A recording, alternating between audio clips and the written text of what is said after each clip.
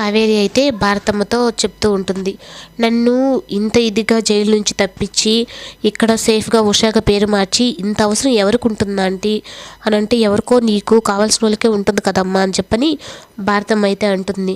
నాకు కావాల్సిన వాళ్ళు అంటే నాకు చెడు చేసేవాళ్ళు తప్పక మంచి చేసేవాళ్ళు ఎవరూ లేరా ఆంటీ. మా అన్నయ్య ఉన్నాడు నాకు మంచి చేయాలంటే, కానీ మా అన్నయ్య ఇంత రిస్క్ చేయలేడు కదా అని అనుకుంటూ ఉంటుంది. ఈ లోపలైతే ఇంకా నేను నా కూతురుకు దూరంగా తన బాధను చూడలేకపోతున్నాను ఆంటీ అని బాధపడుతూ ఉంటే, ఇంకా జరిగిన విషయం ఇద్దరు మాట్లాడుకుంటూ ఉంటే ఈ లోపల సత్యం అయితే అక్కడికి వస్తాడు. వచ్చిన తర్వాత ఇంక ఇది మొత్తం అయితే తను వినేస్తాడు. వినేసిన తర్వాత అప్పుడు ఇంకా కావేరి దగ్గరికి అయితే వచ్చి, నాకు నిన్ను చూసినప్పుడే నా మనసుకు చెప్పిందమ్మా, కానీ నువ్వేమో నేను పీటీ టీచర్ ఉషా కానీ అని చెప్పని అనుకో అని మాట్లాడుతునేటప్పటికీ నా మనసు ఎంత బాధపడిందో నీకు తెలియట్లేదు. చిన్ని నమ్మకమే ఈరోజు నిజమైంది అని చెప్పని ఇంక అనుకొని ఒకరికొకరైతే పట్టుకొని బాధపడుతూ ఉంటారు. అప్పుడు భారతమ్మ కూడా అయితే, ఇంకా మీరు నా చెల్లెలికి తోడుగా ఉన్నారమ్మా మీకు అని చెప్పనని ఆమెకు కూడా నమస్కారాలు చెప్తాడు. అప్పుడు మీ చెల్లెలు కష్టంలో ఉందని చెప్పనని ఒక శ్రేయాభిలాషి నన్ను ఇక్కడికి చేర్చాడు, అలాగే తనని కూడా అలాగే చేర్చాడు అని చెప్పని మొత్తం జరిగిన కథ అయితే మొత్తం సత్యంతో చెప్పేస్తుంది. ఇంకా సత్యంతో చెప్పంగానే ఇప్పుడు అయితే కావేరి నువ్వు ఇంకా ఉషాగానే ఉండు, నేను ఎవరికి చెప్పను, ఆఖరికి మీ వదినతో కూడా నేను చెప్పను.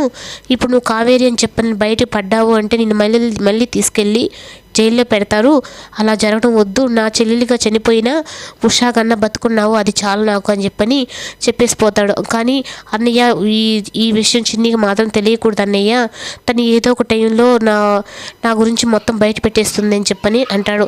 లేదమ్మా నేను చూసుకుంటానులే, చిన్ని విషయంలో నువ్వు మాత్రం ఉషాగానే ఉండాలి అని ఈ నేరం నిరూపణ అయ్యేంత వరకు నువ్వు ఉషాగానే ఉంటావు, తనకి నేను చేస్తాను అని చెప్పని తనకైతే చెప్పేసి ఇంకా ఉదయాన్నే చిన్ని అయితే ఇంక మా అమ్మ ఫోటోకి మా అమ్మ బతికే ఉంది కదా అని చెప్పని అంటూ ఉంటే, ఇంకా చిన్నిని ఎలా అయినా మార్చాలని, నువ్వు ఎవరైనా ఇంటికి వచ్చినప్పుడు మా అమ్మ బతుకుందని మా అమ్మ చనిపోలేదని అలా మాట్లాడొద్దు, అలా మాట్లాడవు అంటే ఈ ఉషా టీచర్ని తీసుకెళ్ళి వాళ్ళు జైల్లో పెట్టేస్తారు, అప్పుడు తనని కూడా చూసుకోకుండా లేకుండా పోతావు అని చెప్తూ ఉంటే అప్పుడు ఇంకా కావేరి అయితే తనని చూస్తూ, మా అన్నయ్య చూడు నా కూతురుకు కూడా ఎలా చెప్పి చేస్తున్నాడో, మిమ్మల్ని అందరినీ నేను చాలా విధంగా బాధ పెట్టాను అన్నయ్య, ఆ రోజు పెళ్లి విషయంలోనే మీ మాట వినలేదు, ఇప్పుడు ఇక్కడ ఇలా కూడా నా కూతురు బాధ్యత కానీ నా బాధ్యత కానీ నీ తల మీదే పెట్టాను నేను తను అనుకుంటూ ఉంటుంది. కానీ సత్యం అయితే ఆ రోజు కావేరి చనిపోయే ముందు రోజు కూడా బాలరాజు లేడు, ఆ శ్రేయోభిలాషి ఎవరు అని చెప్పనింది, కొంపతీసి ఈ రాజునే ఇలా చేస్తున్నాడా, అయినా వాడు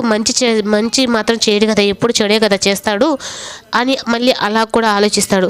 అయినా ఏ చేసినా ఏమి, నా చెల్లెలు అయితే బ్రతుకుంది, నాకు అది చాలు, నా చెల్లెలు చనిపోయిందని చెప్పని నాకు ఎంత బాధ వేసిందో నాకు తెలుసు, అది నరకము, నా చెల్లెలు బతుకుంది, ఎక్కడున్నా తను సేఫ్గా ఉండాలి అని చెప్పని అనుకుంటున్నాను అని చెప్పని అనుకుంటూ ఉంటాడు.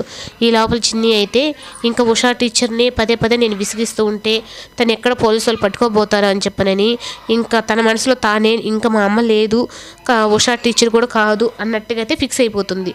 అప్పుడు ఇంకా చందు వీళ్ళందరూ అయితే అనుకుంటూ ఇంకా స్కూల్కి బయలుదేరుతూ ఉంటే కావేరి మాత్రం చాలా బాధపడుతూ ఇంకా తన బాధను పంచుకోలేనంత విధంగా బాధపడుతూ ఉంటుంది.